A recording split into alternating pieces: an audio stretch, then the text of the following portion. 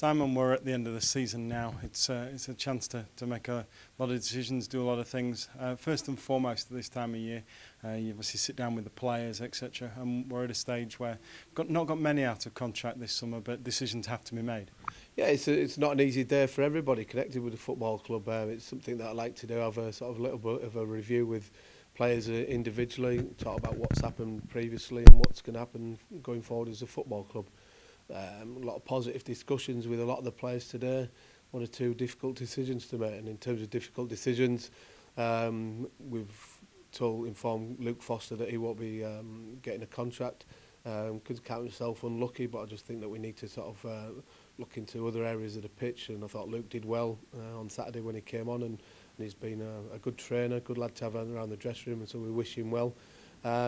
Spoke to a lot of other players and to analyse what they've done previously, and then informed sort of Chris Robertson, Chris Paisley and Andy Proctor that even though they're still under contract, we won't stand in the way if they were given an option to sign for another football club, which is, again, difficult decisions, but I'm trying to release a few places around the squad to increase the competition for places for next year.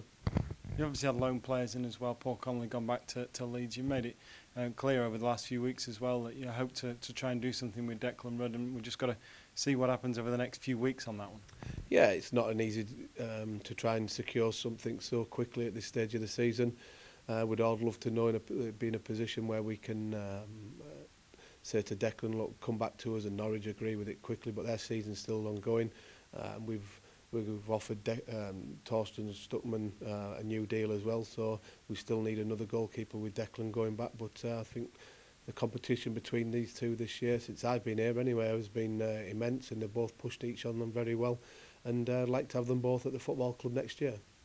The other people to talk to today, of course, are the scholars. Always very difficult. You've got young lads who come straight out of school, spend a couple of years with us, and another difficult sort of time when you've got to sit down and tell them whether or not they've got a future. Yeah, this is probably the most difficult day that you have as a manager. You can deal with first team players because I think they can accept it, but when you're a scholar coming in and coming to the end of the 2 years, it's a big decisions for everybody, and it's not easy. But I do like, as they have done at previous clubs, talking to the scholars and explaining decisions, why they've got contracts and why they've not.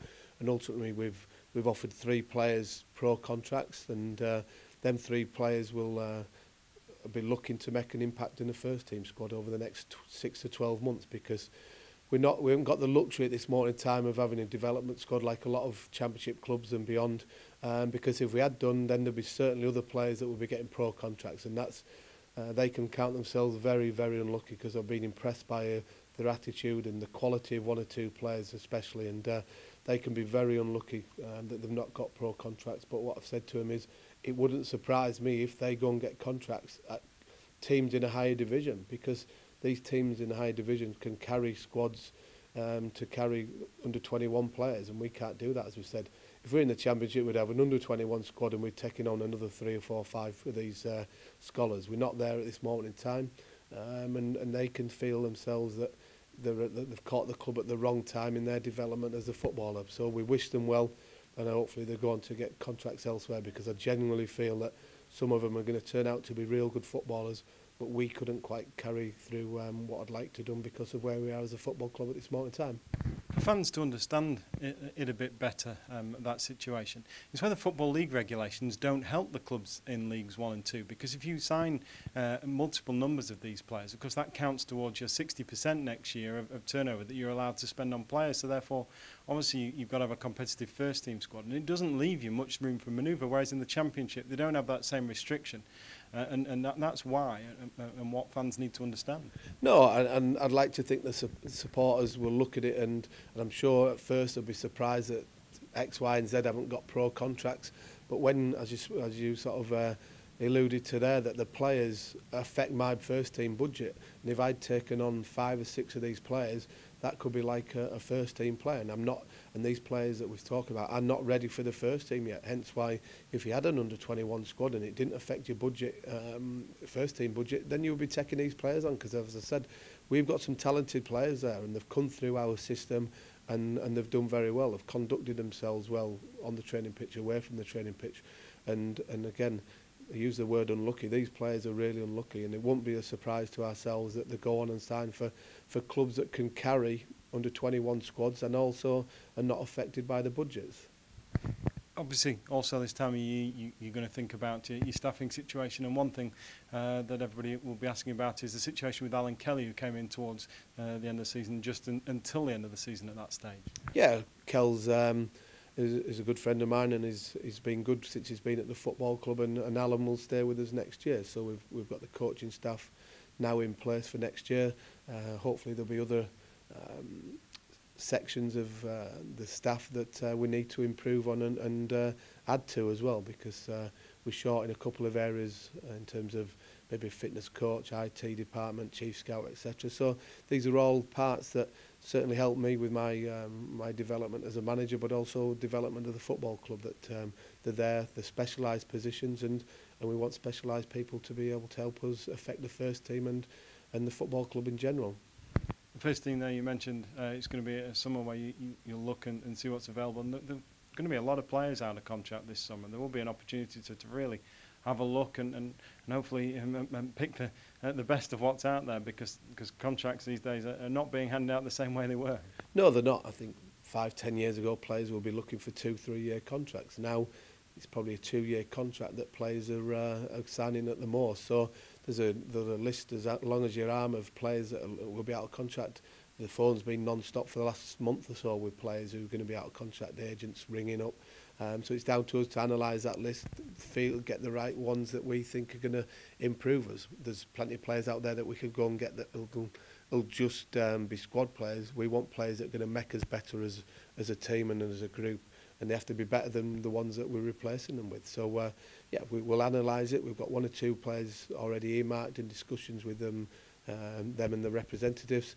Hopefully they can be successful and we can round things off very quickly, because there hasn't been a major overhaul of the squad as we spoke about because of the players that came in last year. Nucleus of the squad did ever so well since we've been here.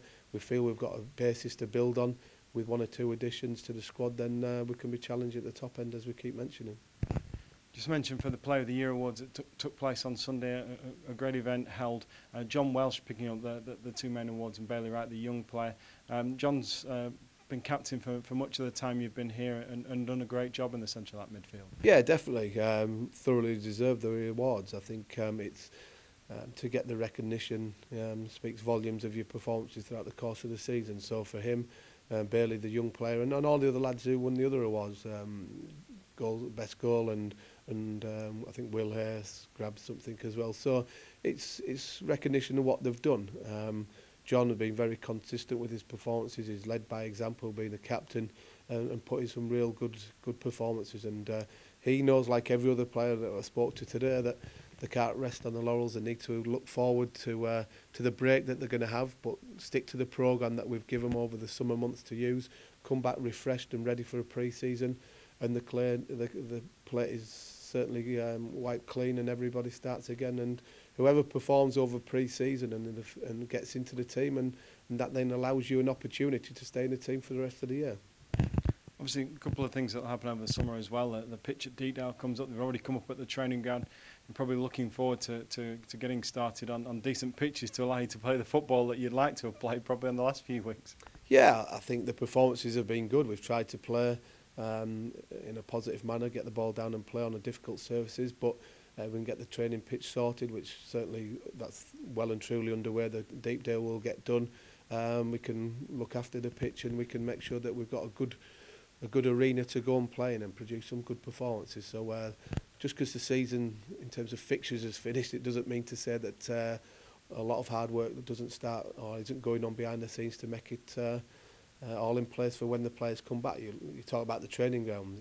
You don't just leave the training ground and it's leave it as it is. It needs to be painted and refreshed again, like players do. They go away and need sprucing up again and ready for another long season in front of us all. Good luck. Enjoy the summer. I will try to.